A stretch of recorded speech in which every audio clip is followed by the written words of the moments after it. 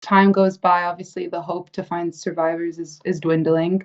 But even today, we're coming up on the 200th hour after rescue operations. Still, survivors are being pulled from the rubble. So hope is lower each second that goes by.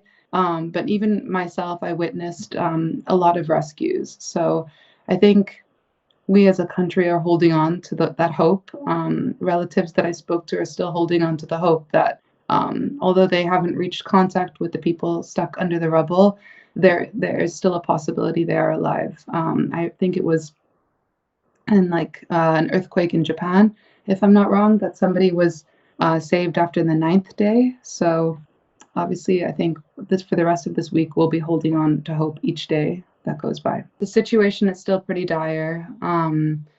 As the days kind of passed, more and more aid was restored. A lot more volunteers and different teams, different countries were deploying a lot more different, aid. So it's better than when I was there, from what I hear from my colleagues. But it's unfortunately the situation on the ground is still very, very bad. So me and my colleague were able to visit one hospital, a public state hospital in Gaziantep, which is one of the provinces that were badly impacted. And at this hospital, what we were told at this time was they were just, they had stopped all operations, surgery, everything, and they were just focusing on first aid at the moment. So anyone that was coming in was only admitted if they were earthquake victims, no other patients, and just first aid was given because, there's so many wounded that staff most likely in most places can't keep up with the amount of wounded coming in.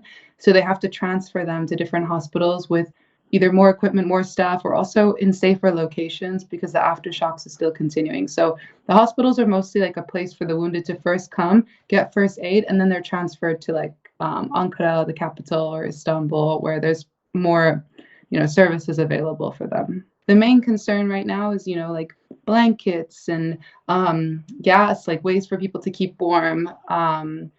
Food, there's a lot of food being distributed by the aid centers. So food in terms of that seems like it's getting better as well.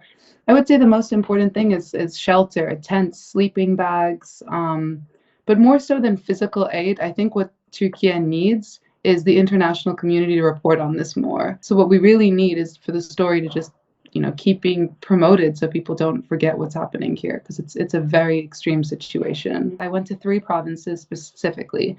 I went to Gaziantep, I went to Kahramanmaraş, which is the epicenter where both the earthquakes first hit, and I went to Hatay.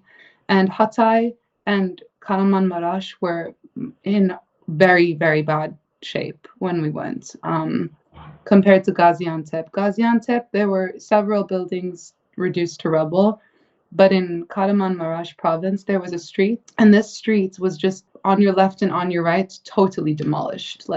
A very main street in the downtown center, just reduced to rubble. So that was very heartbreaking to see. The whole experience was just heartbreaking. And then in Hatay, similarly, everywhere you look, whether it's left, right, center, it's just rubble, 5-story buildings, 8-story buildings, huge residence hotels, just flattened completely.